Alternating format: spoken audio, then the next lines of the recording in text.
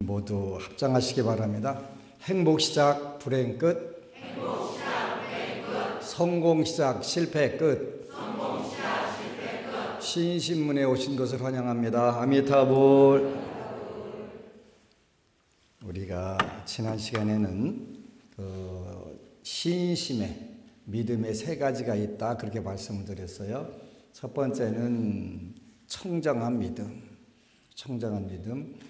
그 다음에 두 번째는 간절한 믿음, 세 번째는 확신에 찬 믿음. 이 세 가지가 여러분들을 일단은 고통의 바다, 우리가 말하는 고통의 바다를 무사히 건널 수 있는 가장 중요한 근원적인 원천이 힘이 되는 거예요. 그래서 청정한 믿음, 또 간절한 믿음, 그리고 확신에 찬 믿음이다. 그리고 여러분들이 본문을 듣는 태도는 또 세 가지가 있다고 그랬는데, 첫 번째는 여러분들이 마음의 그릇을 엎어놓으면 되지 않는다.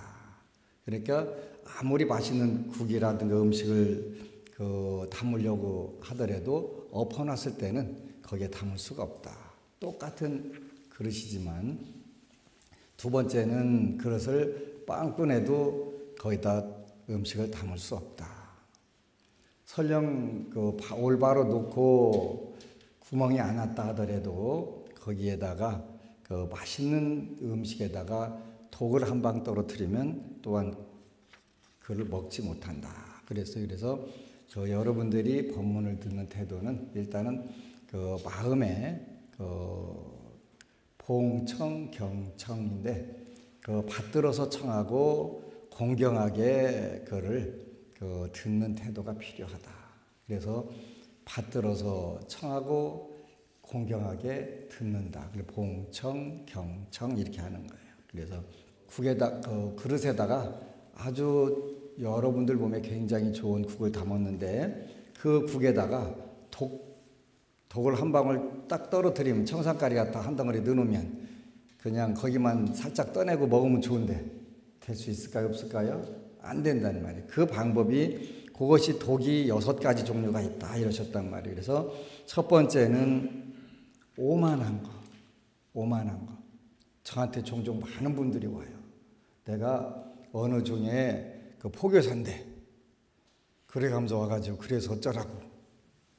왜 왔는데 그러면은 제가 사실은 사업이 몇 년 전부터 한다 갖고 엄청 실이 애를 먹고 있어요. 그러면 나한테 봉청 경청하는 태도를 가져야지. 와가지고 나로 말할 것 같으면 어떤 종파의 포교사인데 제가 아는 게 좀 있습니다. 그래서 뭘 아냐? 그러면 저는 뭘 아냐 물어봐갖고 제가 모른다는 거 딱 하나를 압니다. 그러면 내가 존경을 하는데 나는 뭣도 알고 하면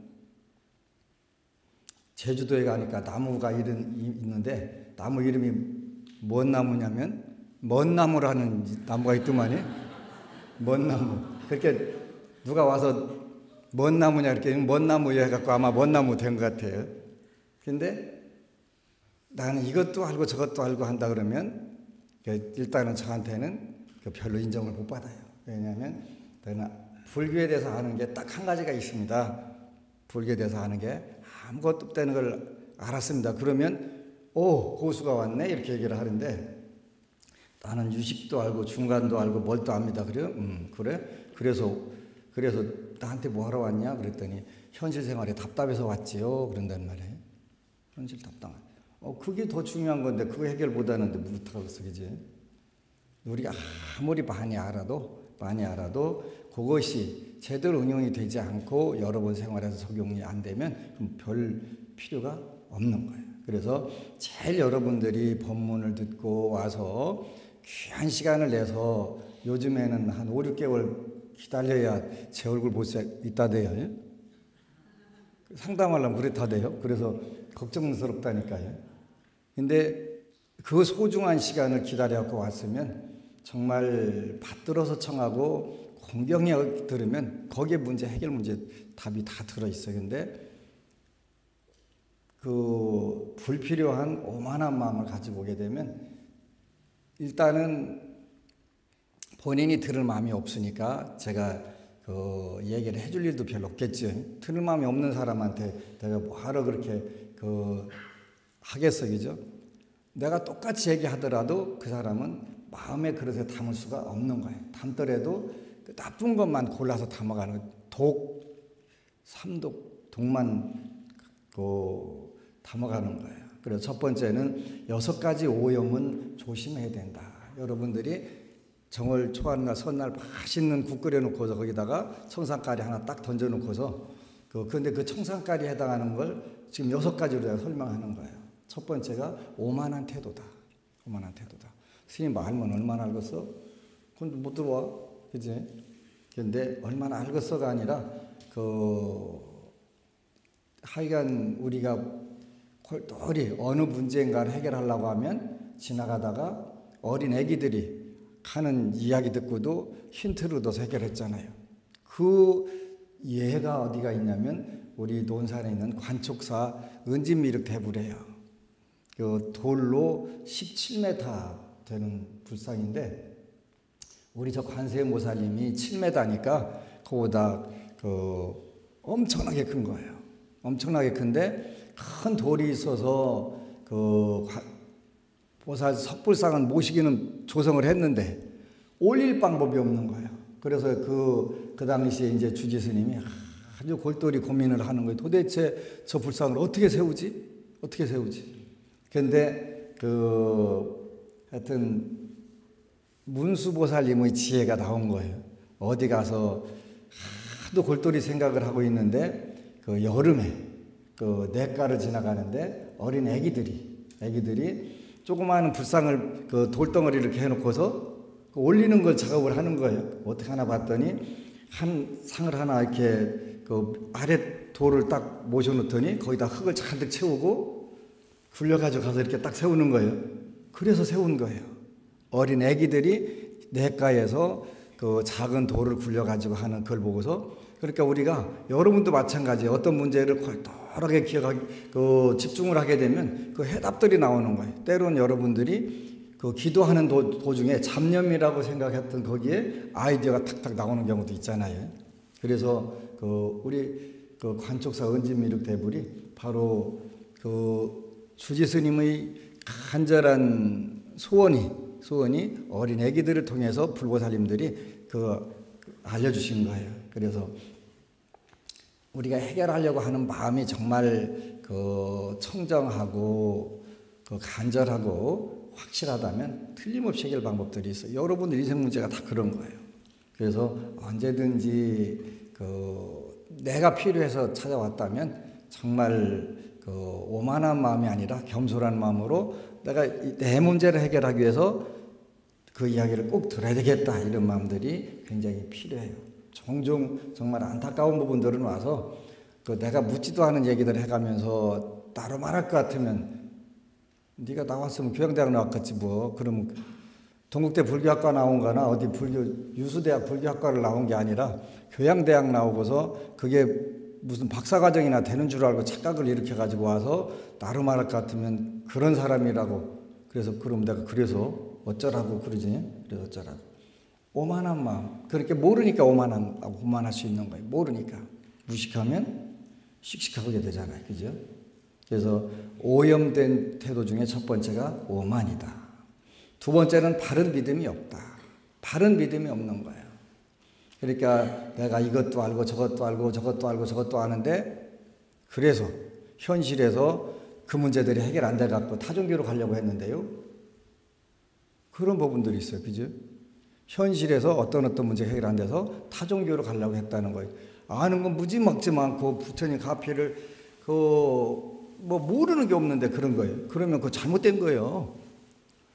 자기 앞가림도 묻으면서 뭘 그렇게 많이 알고 대단하게 깨달음을 얻었다고 그래서 그걸 가지고 해가면서 현실적인 문제들을 해결 못 해가지고 그래서 타종교로 가려고 했었다. 그런 글이 올라온 적이 있더라고요. 그래서 참 답답하다 하는 생각을 했어요. 바른 믿음이 없는 거예요. 바른 믿음이. 내가 안다는 거, 내가 무슨 엄청나게 깨달았다는 거, 여러분들 빼고 여러분 빼고 깨달아서 뭘 깨달았다는 건지 그걸 저는 잘 모르겠어요. 그죠? 뭘 깨달았다는 건지. 그래서 바른 믿음이 없을 경우에는 현실적으로 여러분들이 아무리 많이 알고 대지도론에 보면은 그 유신 무해면 믿음은 있고 아름이 없으면 무명증장. 더 무식해지는 거지. 믿음만 있고 아는 게 없으면 무명증장. 그런데 그러면 무신유해면 믿음은 없고 아는 것만 열심히 주워 보면 사견증장. 무식을 들이느냐 사견을 들이느냐 둘 중에 하나씩 되는 경우들이 있어요. 그래서 각별히 조심해야 돼요. 그래서 믿음과 이해가 잘 갖춰지게 되면 여러분들이 이렇게 되네 하는 생각들이 드는 거예요. 오늘은 그동안 많은 법우님들이 그 가피 이야기를 올렸는데 정말 제가 너무 여러분들 보면서 기뻐요. 안녕하세요. 제가 많이 부족한 게 많아서 글을 올려도 될까 하는 고민을 하다가 용기를 내어보았습니다. 용기는 아주 중요한 거예요. 저희 집에 큰아이와 둘째아이가 대전 보문고등학교를 다니고 있습니다. 큰아이는 올해 졸업을 앞두고 있고 둘째아이는 2학년이 됩니다. 2016년 가을에 법안 스님께서 보문고등학교에 장학금을 주러 오셨는데 그때 저희 큰아이가 장학금을 받았습니다. 그 일을 계기로 긍지를 가지고 열심히 공부한 아이들이 10명인데 이번에 좋은 대학들에 들어가게 되었습니다. 감사하게도 저희 큰아이도 서울에 있는 대학에 입학하게 되었습니다. 그래서 올해는 장학금을 더 줘야 되겠다. 이 친구들이 희망과 자신감을 갖고서 더 열심히 한 결과 좋은 결과를 가졌다니까 이거보다 더 좋은 게 어디가 있어요? 그리고 2017년 초겨울 이런 표현이 어떨지 모르겠습니다만 불교의 산타크로스처럼 법안 스님께서 참고로 여기 법안 스님은 저 말하는 거예요. 저 말하는 거예요. 그래서는 우리 보문고등학교에 장학금을 또 주시러 방문해 주셨습니다.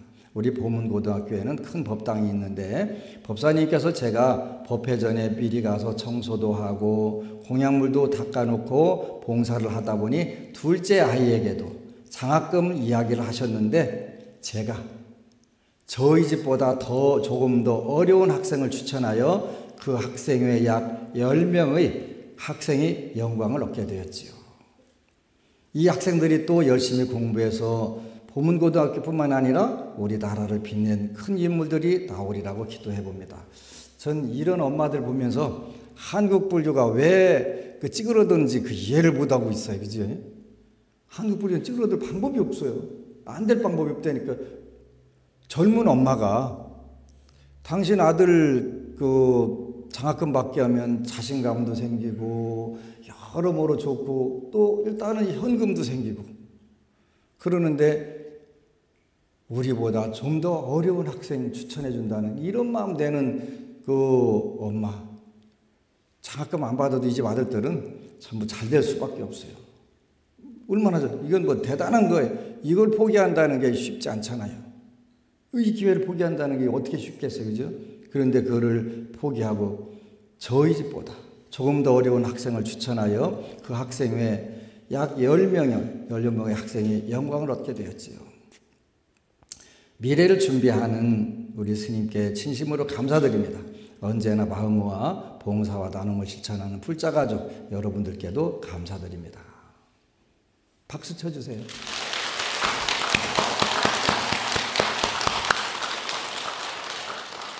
장학금 받은 학생들이 열심히 기도해서 그 훌륭하게 잘 진학한 것도 고마운 일인데 젊은 엄마가 자기한테 오는 이 권리 또 기회를 포기하고 남에게 줄 수 있다는 것은 정말 대단한 거예요.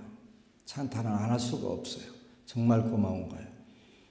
바로 여기에서 또 훨씬 더 큰 복력들이 다가오게 되는데 우리가 현실적으로 여러분들이나 저한테 주어지면 그 기회 포기하기 어려워요. 진짜 어려워요. 안 되는 거예요. 그런데 이런 기회를 포기하는 젊은 엄마가 있는데 이 사회, 우리 사회가 잘 될 징조예요. 너무 감사드려요. 그래서 이제 우리가 첫 번째는 법문을 듣는데 오염, 독약을 맛있는 국을 끓여놓고서 독약을 떠뜨리는 것은 첫 번째가 오만한 태도다. 두 번째는 바른 믿음이 없다. 바른 믿음이 없다. 그래서 이 아주 안타까운 부분들이고, 세 번째는 법을 구하지 않는다. 법을 구하지 않는다는 뜻은 제대로 올바로 알아서 현실에서 실천하려고 하는 게 아니라 나는 어떤 걸 읽고 알아. 자랑하려고 온 경우들이 종종 있었어요. 정말 답답하고, 충청도 쪽에서 쓰는 말이 폭포가다 이런 말이 있어요. 폭포가다. 답답하다는 뜻이 아주 폭폭한 얘기. 그래서 세 번째는 법을 구하지 않는다. 여기서 법이라고 하는 것은 저는 뭐라고 해석하냐면 여러분들이 편안하고 즐거울 수 있는 힘이 법이에요. 편안하고 즐거울 수 있는 힘이 바로 법이에요. 근데 얼마 전에 또 어느 법우님이 글을 써 올렸어요. 재미있어요. 운명이 바뀌려나 봅니다. 운명을 바꾸는 사람들 게시판에 저도 그동안 글을 쓰고 싶은 마음이 간절하였습니다. 그러나 지장보살님은 소원은 들어주시는 것 같긴 한데 가장 시급한 문제들은 풀리지 않고 소소한 소원들만 조금씩 이루어지고 있었습니다. 글을 쓰기에는 애매한 경우라 새벽기도 열심히 하면서 때를 기다리자 했지요. 그런데 제가 어리석어 부처님께서 주신 가장 큰 가피를 이미 경험하고 있었음에도 미처 깨우치지 못하고 있었던 겁니다. 오늘 새벽 기도하면서 그것을 느끼게 되었는데 환희심과 감사함으로 눈물이 났습니다. 여기 많은 분들이 기도를 한 뒤로 남편이나 가족들이 바뀌었다는 경험들을 많이 올리시는데 저의 경우는 남편이 아니라 제가 바뀐 경우입니다. 원래 저는 존경할 만한 사람, 가치관이 비슷한 사람과 결혼하고 싶다고 생각했었습니다. 연애할 당시 남편이 제 눈에는 그렇게 보였는데 결혼하고 보니 눈에 씬 콩깍지 때문에 콩깍지인가 콩깍지 쿵쿵쿵쿵 그러네. 그렇게 보였는데 결혼하고 보니 눈에 씬 콩깍지 때문에 착각이었다는 걸 깨닫게 되었습니다. 오해하실까 봐 말씀드리는 건데 남편이 다른 사람이 된 게 아니라 그냥 제 이상과 거리가 있었던 것이지요. 사실 남편은 정말 좋은 사람입니다. 첫째, 불심이 깊고, 둘째, 현명하고, 셋째, 센스 있고, 넷째, 사려 깊고, 다섯째, 자상하고, 여섯째, 재미있고. 그냥 제가 남편의 진면목을 감사할 줄 모르는 게 문제였던 겁니다. 남편이 하던 일로 큰 빚을 지게 되자 원망하는 마음에 눈을 더 가리고 마음의 벽을 만들게 되었습니다. 어렵다고 배신한 건 아닌 것 같고 측은지심이 들어 같이 살기는 살았지만 한결같이 저에게 잘해주는 남편의 마음을 당연하게만 여기고 때로 조금만 소홀하면 툴툴거리곤 했습니다. 그러다 보니 제가 남편을 참 많이 구박했던 것 같습니다. 드러내놓고는 아니지만 속으로 원망, 무시하는 마음이 많았던 것 같습니다. 돈 많이 벌었고 못 벌고 빚으로 가정생활을 힘들게 했다는 이유로 말입니다. 다 제 못된 성격 탓이었지요. 남편은 옛날이나 지금이나 한결같이 좋은 사람이었으니까요. 그런데 제가 며칠 전에 남편한테 당신이 내 남편이라 자랑스럽고 고마워. 그랬으니 이건 불보살님 가피가 분명한 거겠지요. 저도 제 입으로 그런 말이 나올 줄 상상도 못했습니다. 말하는 순간에도 제 자신이 신기했을 정도였습니다. 요즘 들어 부쩍 남편한테 고맙고 더 잘해야 되겠다는 생각이 들고 남편이 큰 사람으로 느껴지고 바로 보살님이었구나. 여지껏 그걸 모르고 내가 건방을 떨었구나 하는 생각이 들어 제 행동과 생각을 참 많이 후회하고 있습니다. 까칠했던 성격이 부드러워지고 너그러워지고 화도 잘 냈었는데 남편이 얼마 전에 아들한테 엄마 요새 기도한 뒤로 화를 안 낸다 하며 신기해 하더군요. 자신이 바뀌지 않고 번뇌가 들끓는데 아무리 주십사 한들 부처님도 들어주시기는 난처하셨을 텐데 부처님도 지장보살님도 저를 이리 만들어 놓는 게 먼저라고 생각하셨던가 봅니다. 불보살님 보시기에 때가 되었구나 싶을 때 큰 소원도 선물로 주실 거라고 믿습니다. 성격이 바뀌었으니 운명도 당연히 바뀌겠지요. 부처님 고맙습니다. 지장보살님 고맙습니다. 법안스님 고맙습니다. 이건 여담인데 오늘 요 며칠 얼굴이 너무 건조하다고 직장에서 하소연을 했더니 수분 마스크팩이 선물로 들어왔네요. 부처님이 보내주셨나 봐요.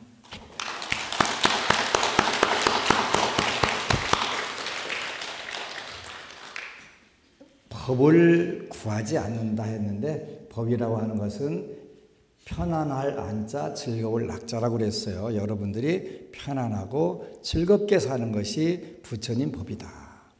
편안하고 즐겁게. 그래서 안락의 극치는 극락이 되겠지. 극락. 그래서 이 법우님은 그 자신을 바꿔서, 그러니까 그 심신가업의 순서대로 안심, 안신, 안가, 안업, 이제 가정이 편안한 단계로 온 거야. 그지? 뭘 바꿨냐면 자신의 마음을 바꿔서. 자신의 마음이 바뀐 거예요. 여러분들이 여러분 마음 못 바꿔요. 안 바뀌어요.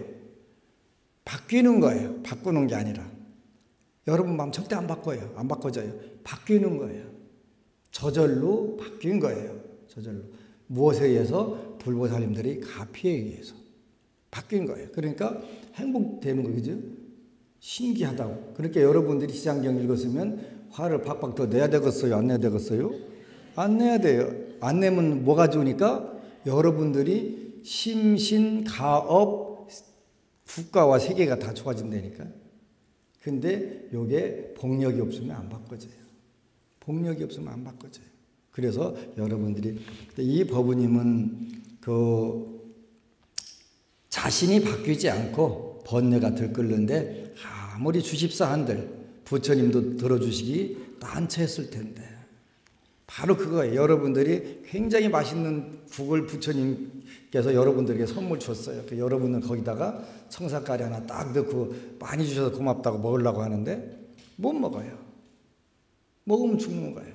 그래서 여러분들이 받을 준비가 돼 있을 때 받을 수 있는 거예요. 큰 복은 그런 거예요. 작은 복이 이루어질 때 이미 큰 복도 이루어질 수 있는데 그 부분들은 여러분들이 준비가 충분히 되는 게 필요하겠지. 법을 구하는 거예요. 법을. 편안하고 즐거운 거. 여기서 편안하고 즐겁다는 뜻은 잘 이해해야 돼요. 남 불편하게 나 편안하고 그런 거 아니에요. 그지?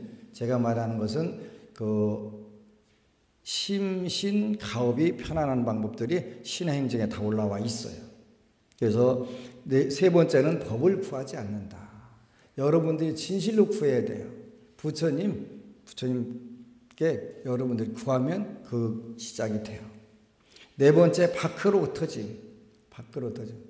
자꾸 밖에 어디 있는 것 같아가지고 용하다는 데 찾아다니면 금방 해결될 것 같은데 될까 안 될까? 안 돼요. 가서 덤태기만 하나 더 쓰고 오는 거예요. 눈탱이만 한데 딱 눈탱이는 표준말은 아니긴 한데 그다 막 오는 거예요. 밖으로 흩어져가지고 더 헐떡거리고 돌아다니게 되면 더 시간이 많이 걸려요. 그래서 그 오염의 6가지 중에서 네 번째는 밖으로 흩어져 갖고 방황하고 다니는 거예요. 다섯 번째는 안으로 파고들음. 그랬네요. 안으로 파고들음. 나는 왜 그러냐고 계속 하다가 우울증, 정신분열이 나지. 안으로만 자꾸 파고들어도 안 된다. 그런데 대화도 필요하고 그런 거예요. 중요한 거예요. 근데 아까 이 법우님 글 썼는데 남편이 실패를 했다고 써 있어요. 빚더미에 올라갔다고 그랬는데 근데 그 제가 7년간 그 5만 명이 넘는 숫자의 그 운명을 분석을 해봤어요. 분석을 해봤는데 혹시 부부간의 문제는 그 여러분들이 동고동락하는 경우에 특히 같이 사는 경우에는 그 부부간에는 하루하루 그 운명을 뭐라고 표현하냐면 일진이라고 표현한다고 그랬어요. 그죠? 오늘 일진 좋다 나쁘다 할 때 하루의 운명을 일진이라고 하는 거예요. 하루의 운명도 똑같다. 천생연분은 똑같다. 그 비록 원수로 만났다 하더라도 같이 사는 한 집에서 사는 분들은 하루 그 운명도 똑같다. 그러니까 누구 업으로 남편이 사업에 계속 실패하는지 그것도 한번 분석해 볼 필요가 있어요.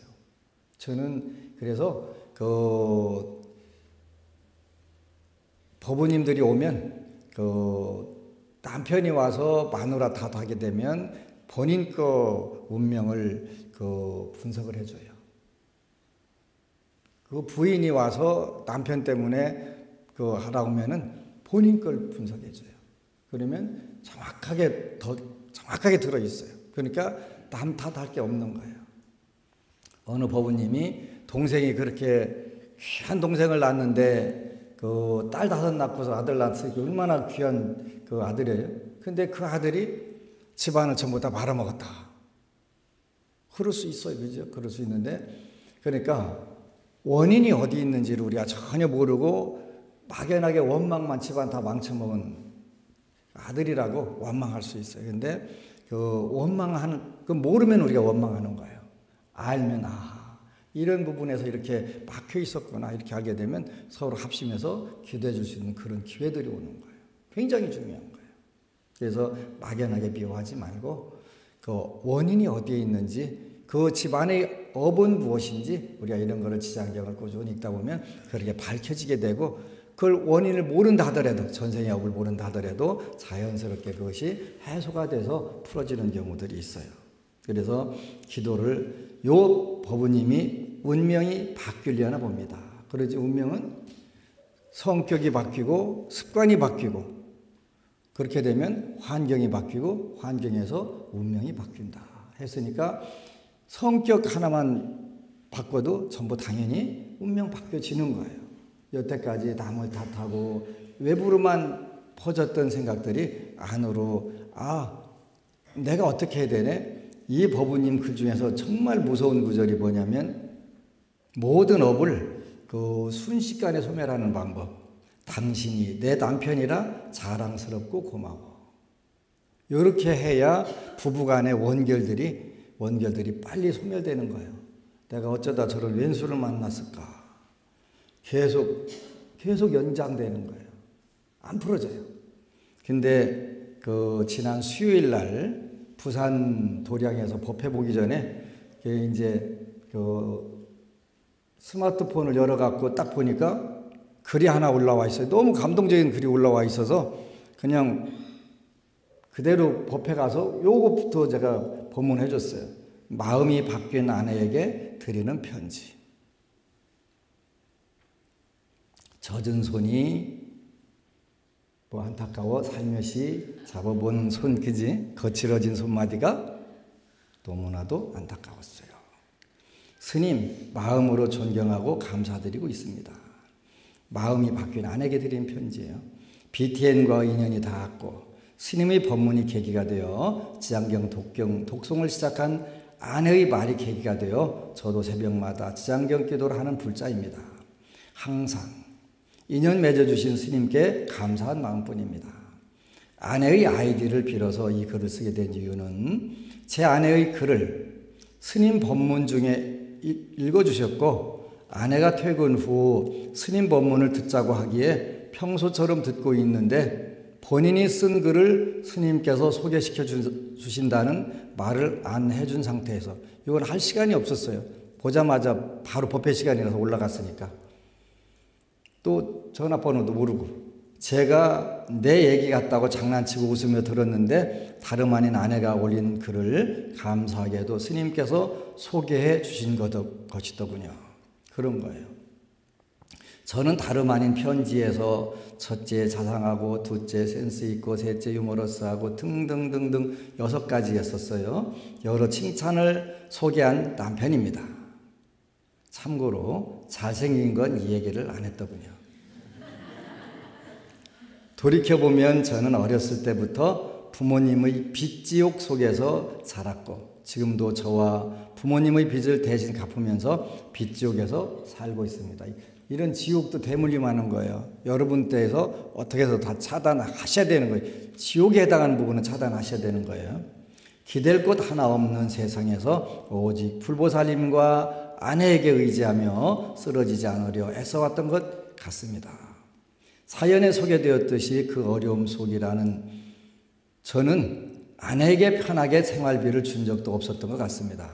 회사에서 월급을 받고 그것으로도 모자라 주말 이틀은 예식장 아르바이트를 하면서 1년에 손꼽을 정도의 휴일만 가진 채 이 악물고 살고 있습니다.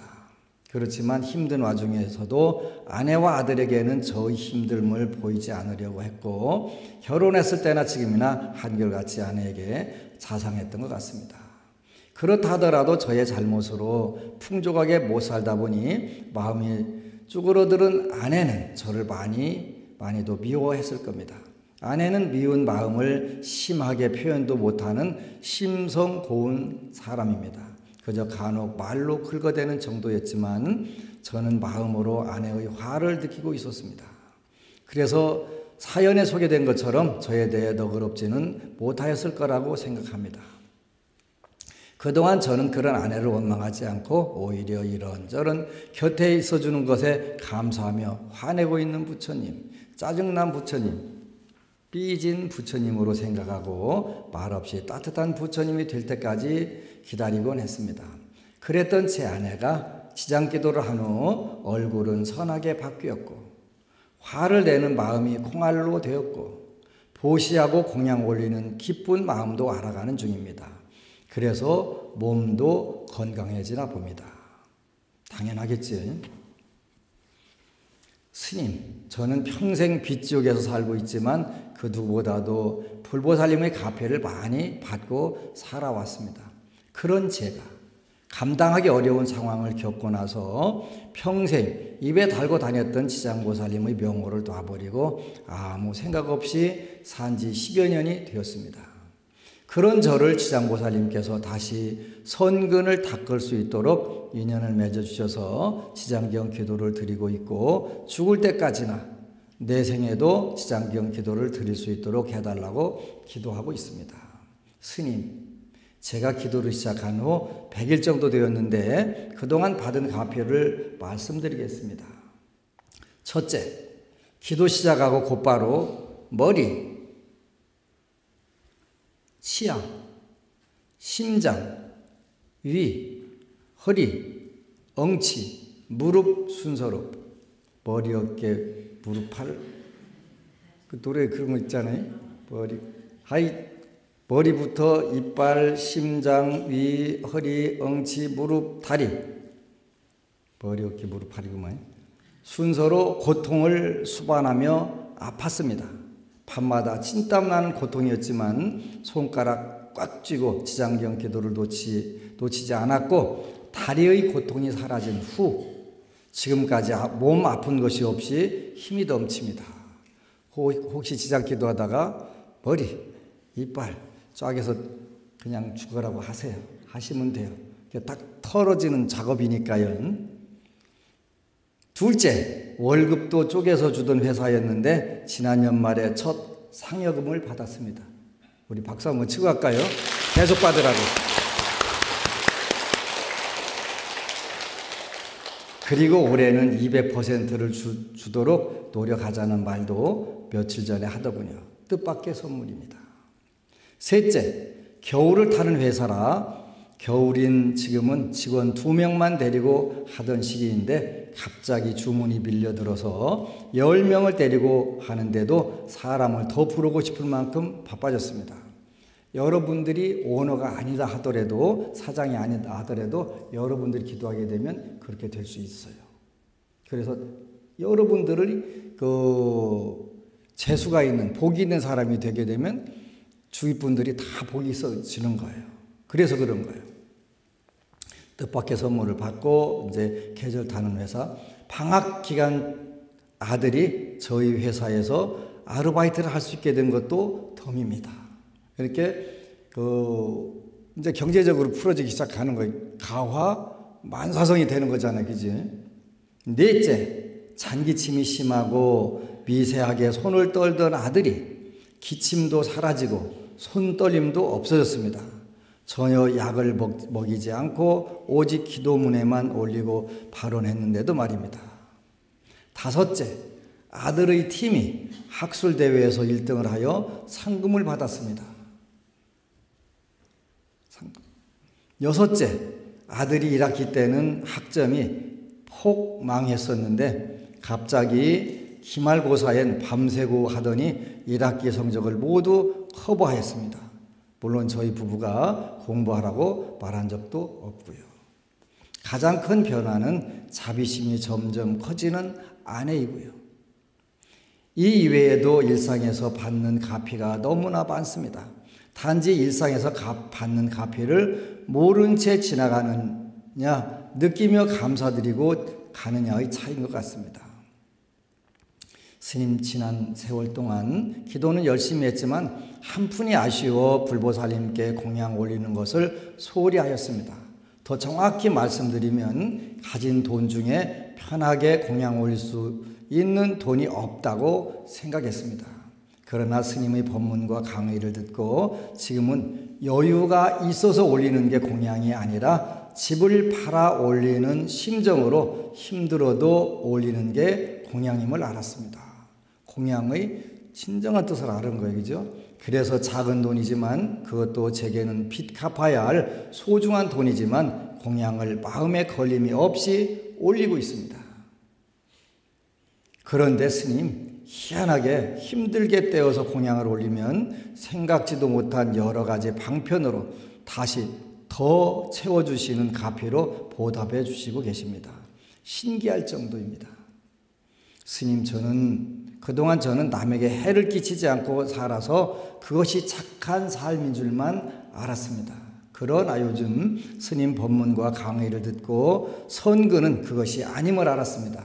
불쌍한 사람 가엾게 여기고 기부도 하고 장애인 도와주고 테이프 하나라도 내 것이 아니면 가져오지 않고 거짓말 안 하는 귀찮고 쑥스러워했던 모든 것이 선근임을 알았습니다. 그래서 술 취해 비틀거리는 분 의자에 앉아 쉬어가도록 하기도 하고 페이지 줍는 할아버지가 마음에 걸려 지나가다가 따뜻한 차 한 잔 사드시라고 돈을 드리기도 하였고 여기저기 기부통에 돈도 넣게 되더군요. 앞으로 죽을 때까지 이렇게 전생의 업을 씻는다는 마음으로 일체 화내는 마음 일으키지 않으며 선근을 지으려 합니다. 감사드립니다, 스님. 아내의 마음이 더 큰 자비심으로 채워지고 있습니다. 부처님의 인연법으로 저희 부부 전생의 원수였던 업으로 현생에서 살고 있을지도 모르겠습니다.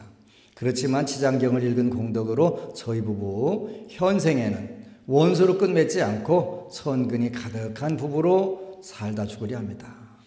아마 제 아내는 지장경 독경을 한 공덕으로 여자의 몸이 아닌 남자의 몸으로 내생에 나올지도 모르겠습니다. 그러므로 저도 남은 현생에서 더욱 기도 열심히 해서 내생에도 사막도에 떨어지지 않고 제 아내의 절친으로 만나 현생에서 못해준 모든 것을 더 잘해주고 싶은 마음입니다. 지금도 빚쟁이들에게 시달리고 겁나는 상황이지만 저는 일체 두려움을 놓아버렸습니다.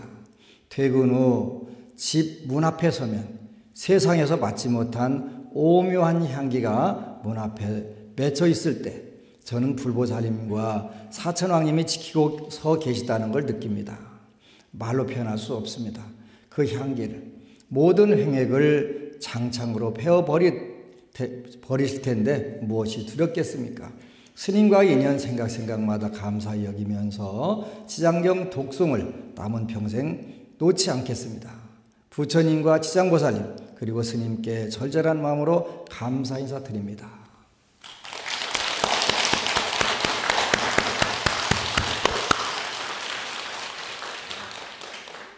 정말 그 생각을 하나 바꾸게 되면 바로 거기에 천상락과 극락이 그대로 탁 들어서는데 이런 불자들이 계시니까 너무너무 행복하고 좋아요.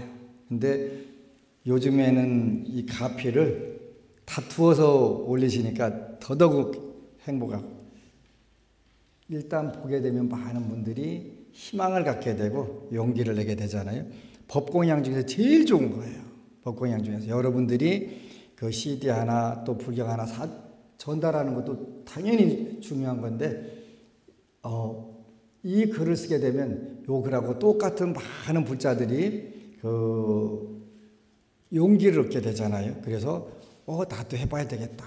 그 마음을 갖게 되면 일단 이루어지는 거예요. 그러니까 여러분들도 작든 크든 관계없어요. 그래서 여러분들 요 문제들이, 여러분들이 겪고 있는 문제들이 세상에서 제일 큰 문제가 되는 분들이 많아요. 그래서 그분들에게 용기를 주고 불심을 만들어주면 그거는 정말 무량무변한 복이 되는 거예요. 꼭 그렇게 하시기를 축원합니다. 아미타불. 그리고 여러분 사랑합니다.